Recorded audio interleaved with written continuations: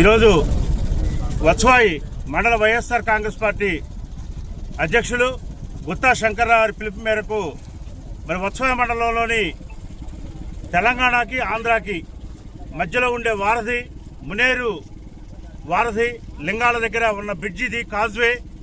ఇది సుమారుగా 120 సంవత్సరాల క్రితం నిర్మాణం అయింది. మొన్న ఆగస్టులో కురిసిన అకాల వర్షాలు వరదల వలన ఈ బ్రిడ్జి మొత్తం కూడా కొట్టుకుపోవడం జరిగింది. అంటే పైన ఉన్న సిమెంట్ స్లాబులు మొత్తం కూడా కొట్టుకుపోయి ఇది తిరగటానికి ఇబ్బందిగా, వాహనాలకి రాకపోకలకి, మనుషులు నడవడానికి పోవడానికి కూడా ఇబ్బందిగా ఉన్న నేపథ్యంలో గత 6 నెలలుగా ఇక్కడ మేము డిమాండ్ చేస్తూ ఉన్నాం వైఎస్ఆర్ కాంగ్రెస్ పార్టీ తరఫున. ఇది ప్రధానమైన రహదారి. ఈ ప్రాంతంలో పరిశ్రమలు ఉన్నాయి. ఈ ప్రాంతంలో ఈ బ్రిడ్జి మీద నుంచే తెలంగాణకి రావడానికి కానీ పోవడానికి కానీ ఇది ఇంపార్టెంట్ బ్రిడ్జి. కొన్ని వందల గ్రామాలకి ఇది రాకపోకలకు వాడే రహదారి. రోజుకి కొన్ని వేల వాహనాలు, మోటార్ సైకిళ్ళు అయితే, లారీలు అయితే, కార్లు అయితే ఇటు ఖమ్మం కానీ, ఇటు చిల్లకల్లి, విజయవాడ కానీ వెళుతూ ఉంటాయి. పెనగంచిపురం దేవస్థానానికి కూడా రావడానికి కూడా ఇదే ప్రధానమైన రహదారి. ఈ రహదారిని నిమిత్తం మీరు నిధులు మంజూరు చేయండి, ఇమీడియట్గా రిపేర్లు చేయండి అని చెబుతూ కొత్త బ్రిడ్జికి కూడా మీరు హై లెవెల్ బ్రిడ్జికి కట్టడానికి ఎస్టిమేషన్స్ తయారు చేయించండి. కొత్త బ్రిడ్జి కూడా ఇక్కడ అవసరం.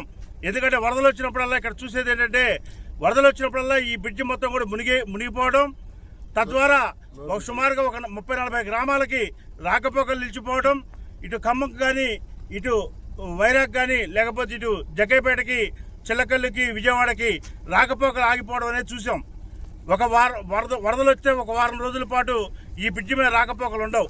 దీన్ని దృష్టిలో పెట్టుకొని ఇమ్మీడియట్గా హై లెవెల్ బ్రిడ్జ్ ఒకదాన్ని నిర్మాణం చేయాలని వైఎస్ఆర్ కాంగ్రెస్ పార్టీ డిమాండ్ చేస్తూనే, ఆ కొత్త బ్రిడ్జి శాంక్షన్ అయ్యి నిర్మాణం పూర్తయ్యేసరికి టైం పడుతుంది. కాబట్టి ప్రస్తుతం ఈ బ్రిడ్జిని తాత్కాలిక మరమ్మతులు చేయమని చెప్పి గత 6 నెలలుగా చెబుతా ఉంటే, ఈ కూటమి ప్రభుత్వం నిజంగా దున్నపోతు మీద వర్షం కురుస్తూ ఉన్నట్టుగా ఉంది. మరి దీని మీద ఈ రోడ్డు మీదనే చాలా మంది ఐఏఎస్లు తిరుగుతూ ఉంటారు. రోజు ఎమ్మెల్యే గారు ఇటే తిరుగుతూ ఉంటాడు. ఎంపీలు అప్పుడప్పుడు వచ్చి వెళ్తూ ఉంటారు. ఎమ్మెల్సీ గారు, మాజీ ఎమ్మెల్సీ గారిది కూడా ఇదే స్వగ్రామం. మరి చాలా మంది ప్రముఖ నాయకులు తిరిగే రోడ్డు ఇది. నిజంగా ప్రధానమైన రహదారి మీదనే మరి వైఎస్ఆర్ కాంగ్రెస్ పార్టీ ఇన్నిసార్లు అడుగుతున్నా కానీ ఇక్కడ పాలకులకు చిత్తశుద్ధి లేదు, మరి అధికారులకు లేదు, అలానే కూటమి ప్రభుత్వానికి అంతకన్నా లేదు. మాటలకే పరిమితం అవుతా ఉన్నారు. చంద్రబాబు నాయుడు గారు చెప్తా ఉన్నారు, ఒక్క గుంట కూడా లేకుండా చేస్తాం సంక్రాంతి కల్లా అని. సంక్రాంతి పోయి కూడా 4 రోజులు దాటింది, 2 నెలలు అవుతుంది, ఉగాది వస్తుంది. మళ్ళీ ఇక్కడ గుంటలు లేవా? మీరే చూడాలి. చంద్రబాబు నాయుడు గారు, లోకేష్ గారు వచ్చి చూడాలి. పవన్ కళ్యాణ్ గారు ఇక్కడ ఆయన పంచాయతీరాజ్ వ్యవస్థ గురించి చెప్తా ఉన్నాడు. హోంమంత్రి గురించి నేనే కనుక హోంమంత్రి అయితేనా అని అన్నాడు. మరి ఆయన పంచాయతీరాజ్ శాఖ మంత్రి కదా, గ్రామీణ ప్రాంతాలకు వెళ్లే రోడ్లు ఇవి. మరి వాళ్ళకి ఇన్ని గుంటలు ఉన్నాయి. మరి మీరు సమర్థులా? పవన్ కళ్యాణ్ గారు మీరే సమాధానం చెప్పాలి.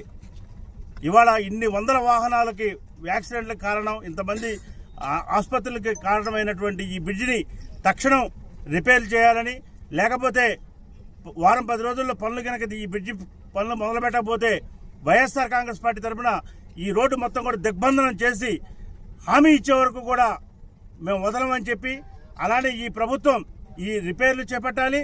వెంటనే ఒక కొత్త బ్రిడ్జికి కూడా ప్రతిపాదనలు పంపించి, కొత్త బ్రిడ్జి హై లెవెల్ బ్రిడ్జిని కూడా 100 కోట్లైనా 50 కోట్లైనా హై లెవెల్ బ్రిడ్జిని కూడా ఒకదాన్ని నిర్మాణం చేస్తే ఇక్కడ శాశ్వత పరిష్కారం ఈ ప్రాంతంలో దొరుకుతుందని, తక్షణం మేల్కొని వెంటనే ఈ పనులు మొదలు పెట్టించాలని చెప్పి, అవి కూడా నాణ్యమైన పనులు చేపట్టాలని చెప్పి, ఈ రోడ్డు బ్లాకులు మొత్తం కూడా సిమెంట్ రోడ్డు రిపేర్లు మొత్తం కూడా చేసి, మొత్తం రైలింగ్స్ కూడా పూర్తి చేసి, ఆర్డబ్ల్యూఎస్ పైప్ లైన్లు కూడా పునరుద్ధరణ చేయాలని